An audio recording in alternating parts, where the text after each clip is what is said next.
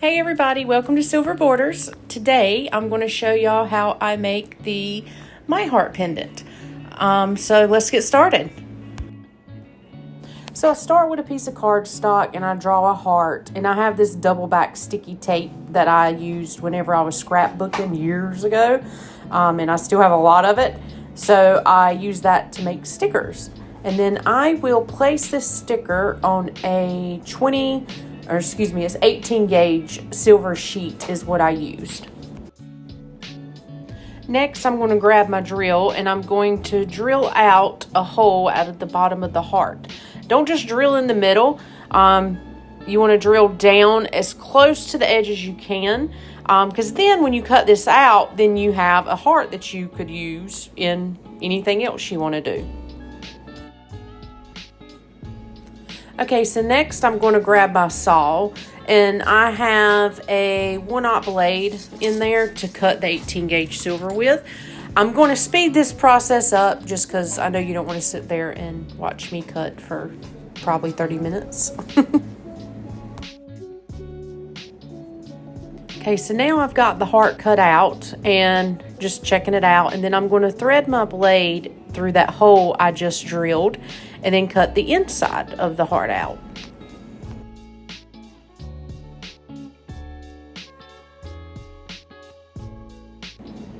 Okay, now that's done, I'm going to go through and check all my edges, and as you can see there's like a little lip. I want all this to be smooth because I'm going to solder this on another 18 gauge sheet of silver. So I want to make sure I clean this up before I solder it onto a new piece. Okay, so I'm using a sanding disc here. If you are a silversmith and you do not have these, you need to go buy them now. If you do want the link, just leave me a comment and I'll look into where I got them from.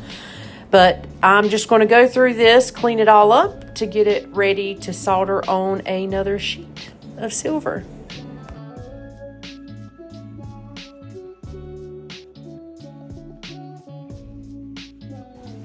Okay, now she's good and clean, so I'm going to grab my 18 gauge sheet of silver and I'm going to place my heart on there, and I'm going to leave just enough room to where I can have a lip around the heart, and I'm going to use my magic marker or Sharpie, whatever you call it, and trace along the edge, and then I'll use my saw and cut that out.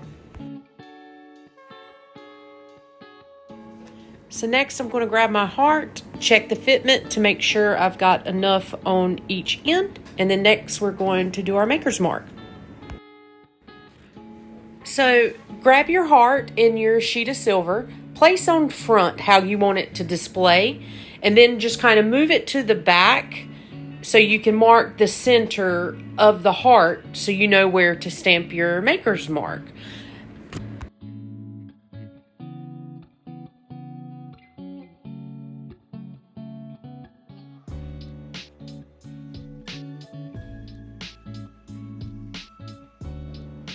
So after I've marked it, I'm going to grab my maker's mark stamp and I'm going to place that where I did the Sharpie at, and then I'm going to hammer it in.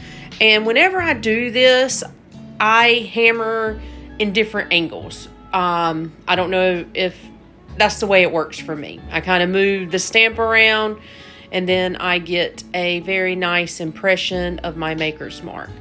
I'm cleaning it off now so you can hopefully see the mark.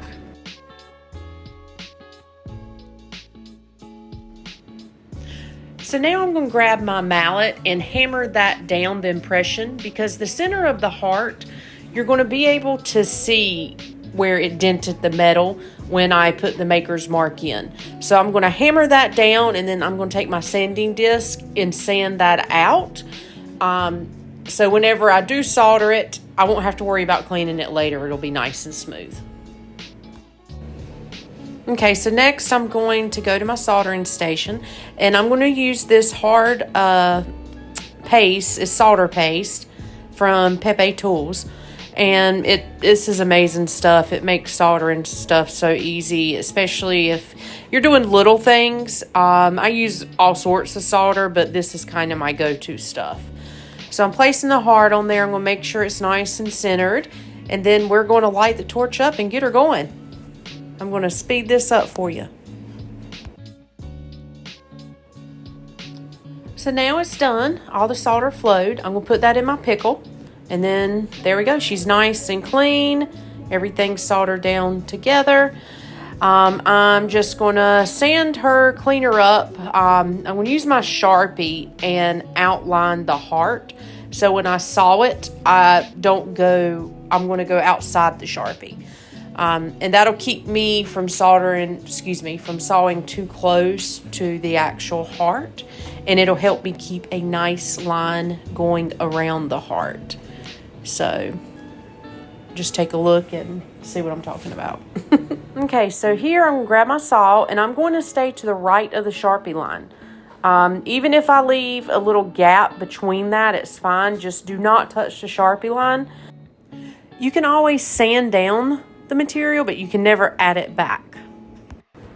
Okay, so she's done. So next you're going to check her out and then we're going to clean her up. So I forgot this record me sanding the pendant. So now I've moved to some jump rings and I'm just straightening the jump rings out and I'm going to cut them kind of in half and I'm going to place this on the bigger side of the heart because my heart is a little, it's not completely symmetrical on each side because I kind of want it to hang crooked in a way. So I'm testing my fitment of the jump ring and make sure it's nice and flush, and then we're going to solder it. Okay, so now I have my heart and I put my jump ring on the side. This is how I do it. It may not be the proper way, but it works for me. So I take the heat and kind of heat it up a little bit, and then I use my paste and kind of melt it down on each of the jump ring ends. And then it's there. I'm going to zoom in to see if you can see it melt. So right now, as I put the paste on, it's just kind of melting. And then I'm going to grab my torch and then I just heat it up and then we'll watch the solder flow.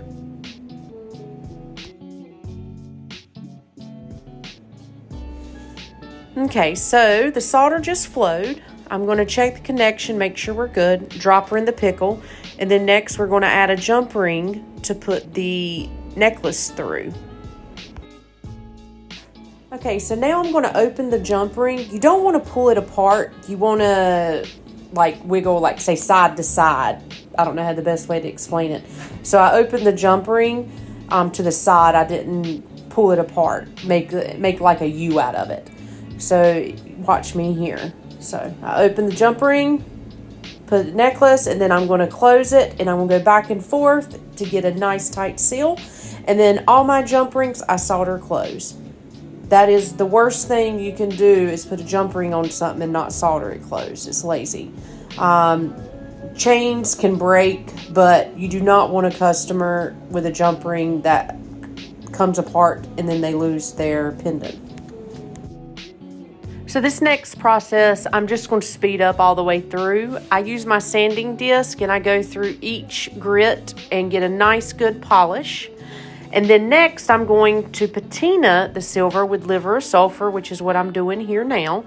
I put the sulfur in hot water, spin it around, put it in a neutralizing bath, which is baking soda and water.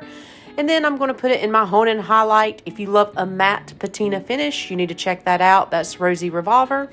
I put it on my lower tone and I let this spin all night. I mean, it can go 12 hours. And then you have your finished piece. That's it. I hope y'all enjoyed watching. If you have any questions, leave them in the comments. If you want to subscribe, like my video, I would truly appreciate it. Y'all have a great day.